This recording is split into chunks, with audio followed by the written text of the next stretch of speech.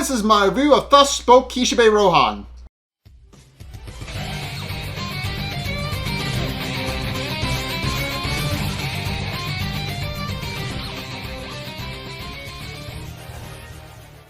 Okay, so this episode is actually the final episode of the OVAs that have been adapted, and the final OVA of Thus Spoke Kishibe Rohan in general. So, yeah, if you guys don't know the manga, there's a lot more stories that haven't been adapted, but they only adapted the 4 for whatever reason. Probably, from what I can tell, they actually distributed these out as promotional things, but long story short, what I'm trying to explain is that there's actually more stories if you want to go follow Thus Spoke Kishibe Rohan, but this is the last one of the 4, and it's kind of an interesting one. So it starts off with Rohan competing with currently unseen man, and it's clear from the competition that they're actually that their idea is that they grab a remote, and it's unclear what the remote is at this time, and it gets explained later, but we can tell from their respective arms that Rohan actually won the competition. At which point Rohan then proceeds to explain the premise of the story, about how he made a stupid mistake trying to compete with somebody and wound up having all but 2 of his fingers broken on his right hand. He even goes into detail to list all of the various injuries that he actually wound up sustaining because of his own arrogance, and he even admits that he made a mistake. It's rare for Rohan to admit that he made a mistake, but he's clear that he makes it clear in no uncertain terms that he knows he crossed the line, and realizes that he actually needs to learn from that if he wants to continue going forward. But in any case, throughout this entire opening sequence, Rohan is shown to be on edge, and we do later find out why. But in any case, as he looks over his shoulder in a kind of a paranoid and frenzied state, he then proceeds to explain the story about how he actually wound up breaking his hand. So it actually starts off with a man named Toma Hashimoto, a man who actually was doing a commute when he was actually picked up by a modeling agent who came to admire his tall physique and musculature. And he started getting famous because of that. Because of his physique, he started becoming famous, and he even started working on a couple of movies.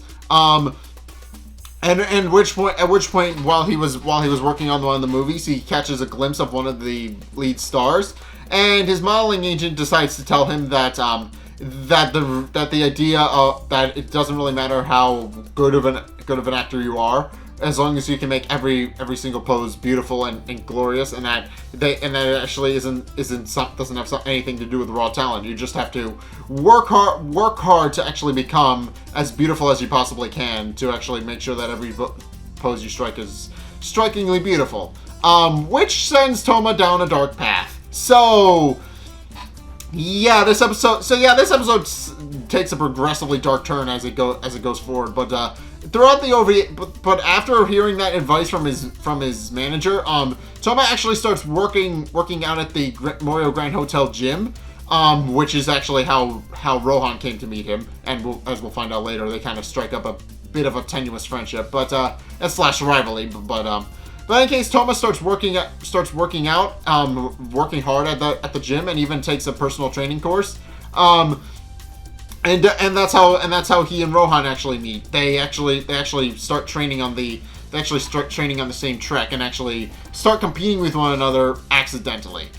So that's how they actually wind up developing a budding friendship. But as it quickly becomes apparent throughout the OVA, Toma's idea of going on and becoming a muscular person has kind of gotten to the point where it's kind of obsessive. It starts with after his first workout, where he starts looking in the mirror and starts admiring himself and how developed his muscles are. But then as he's meeting with his girlfriend after his first major training session, Mika Hakamura, she actually takes Toma in and actually starts caring for him, and he actually starts living with her in between jobs. She actually does admire how hard he's working. Even prepares a special dinner to celebrate the fact that he's actually finished his training regimen. and notices that, and as she's preparing dinner, she gets ready to set everything up. She actually trips over one of Toma's dumbbells and actually stubs her foot. And she kind of yells at him a little bit, pointing out that he can't leave all of his stuff lying around. But then looks over to notice that he's actually kind of only half paying attention because he's actually jumping rope inside the apartment, which she points out probably isn't the best idea. But she decides not to let it slide anyway because she can't really deny the results. Looking at him, she admires how hard he's worked and how developed his muscles are, and points out that he kind of looks a little bit like Brad Pitt in a muscular sort of way from whatever movie. But she then remarks that if he were the detective in a sleuthing movie, that would actually be perfect. But and then pulls him into a hug. And then proceeds to point out that she's actually made pasta for both of them, and that they can actually go out and eat and actually celebrate his warm-ups. Only for him to respond that he's not going to be eating that because as we quickly find out, he's put himself on a very strict diet and is a little annoyed that Mika has actually decided to go against that diet and make a pasta dinner. And then proceeds to hand her a list of things that he's willing to eat, pointing out that he's only going to be sticking to proteins and not eating carbs anymore. And she's a little annoyed pointing out that he can't eat the same thing every day because that would get repetitive and kind of weird. But in any case, he points out that she should know better for next time, and then proceeds to shower and get ready to go to bed. Even though as she points out, it's only 7 o'clock at night, so it's not particularly late. But as he's getting ready to go and shower, he's actually interrupted by a delivery man who is actually ringing the doorbell, and for whatever reason, Toma just kind of snaps at him. Opens the door, yells at him for interrupting while he's trying to sleep, and waking him up, even though he wasn't sleeping yet. And responds that if he does it again, he'll kick his ass. Well, Mika tries to mediate the whole situation to no avail, and once Toma goes back inside, she profusely apologizes to the delivery man for her boyfriend's actions. It's at this point where he actually meets with Rohan, and Rohan and him are established to have a rivalry. Obviously there was the competition from earlier, which is revealed to have been a previous attempt to actually do a treadmill run competition, which we find out later. But in addition to that, they actually start doing lifting weights, and the personal trainer actually praises Rohan quite a bit for his form. Which causes Toma to develop this competitive streak to flare up, and the two start competing to actually get better timing, better results. In the end, they wind up tying with 50 reps each at exactly the same time, much to the personal trainer's fear, because he's only just kind of a personal bystander in all this. He just looks at Rohan and Toma competing with one another, and he can't really do anything to stop them because he quickly realizes that they have their mind set on actually competing with one another. But Rohan does finish his reps slightly before, and does hope that they'll be able to compete again. At which point, Toma decides to ask his trainer for some advice on where he should breathe out or breathe in during a certain set. But as it turns out, the personal trainer is actually with another guy, and is actually trying to train him on his personal training regimen, but says that he'll actually get to Toma later and help him out. At which point, Toma then proceeds to go on another training montage, and throughout the montage, it quickly becomes apparent that something isn't right with Toma. As it quickly becomes apparent, Toma is possessed by something, but we don't get a clear thing what. And Mika actually does become increasingly concerned for Toma's safety, pointing out that A, his diet doesn't seem like it's going to be helping more as much as it is hurting. And B, as she notes, Toma has actually become. We have already established this. Toma has started to become a little bit invasive with his workout routine, but it came to the point where he kind of took over the entire living room space. And now he has stuff everywhere, and he uses all of that equipment daily, so he never bothers to put any of it away. So Mika quickly points out that he's getting a little bit too obsessive. And also notes that some money has actually gone missing from her wallet, which Toma apologizes, pointing out that he actually spent it on dietary supplements, which he promises he'll pay back once he gets another role in a movie. But he does keep continuing training, and it does get to the point where eventually Mika decides that enough is enough.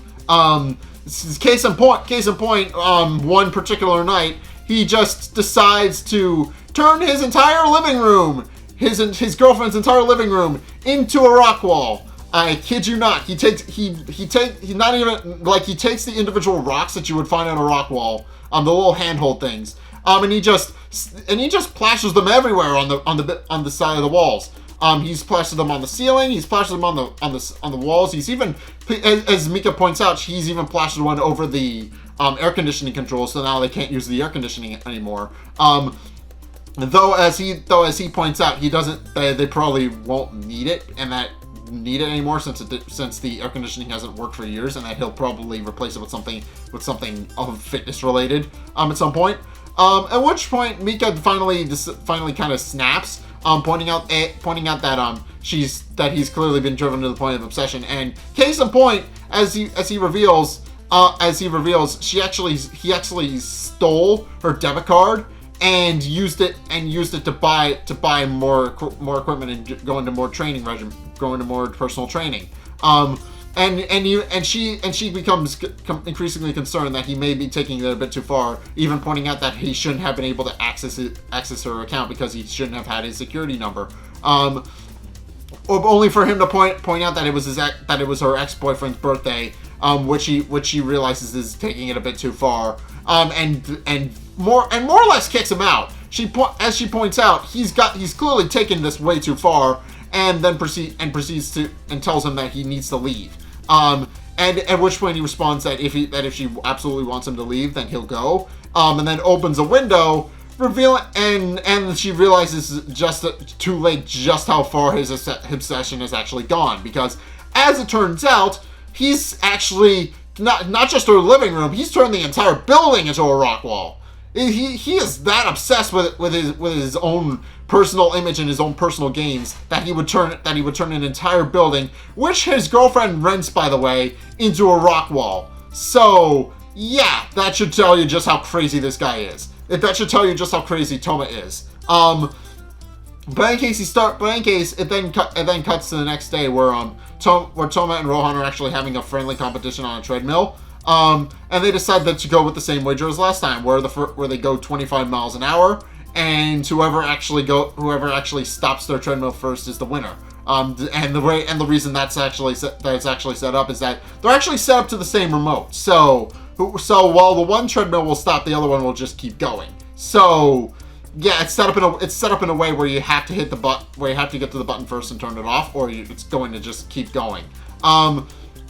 And Rohan even tries to strike up some small talk while they're doing the competition, pointing out that Toma mentioned once that he was a model and wonders how his career is going. But Toma then tells Rohan to actually keep focus on his running, pointing out that he's accepted Rohan's challenge.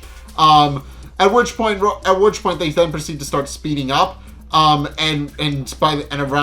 as they're speeding up, Toma actually whips off his shirt. And Rohan can't help but admire his muscles, pointing out that his muscles are far more developed than they used to be when they last met. Which wasn't very long ago, if the story of this is to be expected. It was probably like maybe 2-3 days, as far as I know, maybe a week at most. But the point is, not much time has passed since Rohan and Toma last met. So Rohan is quick to realize that something is off about Toma. But Toma continues to point out that he's actually realized that Rohan technically cheated in their last run competition. Toma points out that Rohan actually bumped the table where the remote was, and that wasn't what enabled Rohan to actually scoop up the remote and turn his machine off before Toma was able to get it. And Toma reveals that he actually realizes that if they're actually going to be having a competition, that it should be completely 100% fair, and that there should be some actual stakes on the off chance one of them loses. And with that, he then continues to run. And Rohan notices that some of his muscles, then for lack of a better term, they turn into wings. They turn into a wing shape, and Rohan is quickly realizing that something isn't quite right with Toma.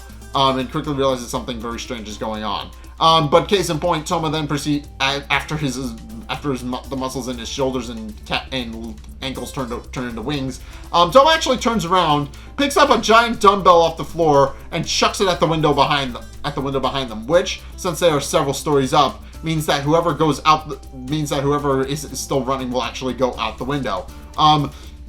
And Toma points out that now that he's broken the window, it's completely fair, and that whoever wins will actually go out the window, whoever wins will actually send the other person out the window and will actually be the undisputed winner, because there's no way else that it could actually be unfair. At which point Rohan overhears a conversation between the personal trainer and the gym manager, saying that a patron has actually gone missing, which causes Rohan to become concerned. And around the point where they actually start reaching 20 kilometers, or 20 miles per hour, Rohan actually uses Heaven's Door to try and figure out what exactly is going on with Toma, only to discover that Toma has actually killed everybody who's pissed him off up to this point. So yeah, as we find out, in addition to killing Mika, who, as we've established, threw him out, he also killed the gym patron that was getting in the way of actually getting some personal training. And he actually killed the delivery man who kept interrupting him with his nightly deliveries, which upset Toma. And so Rohan quickly realizes that Toma is dangerously unhinged and goes to reach for the remote to actually stop their competition early, only for Toma to reach over and actually break his fingers before he can do that, leaving only, again, which results in Rohan's hand actually being injured and broken. And Rohan is left with only 2 fingers, which is what Toma responds is all Rohan needs to actually press the button to stop his treadmill. And Rohan quickly points out that that now that they're actually going to be he's actually going to be able to get his revenge, and that it wouldn't do if they actually stopped the competition early. And Rohan finally realizes that Toma is completely insane, realizing that he's taking their competition a little too far.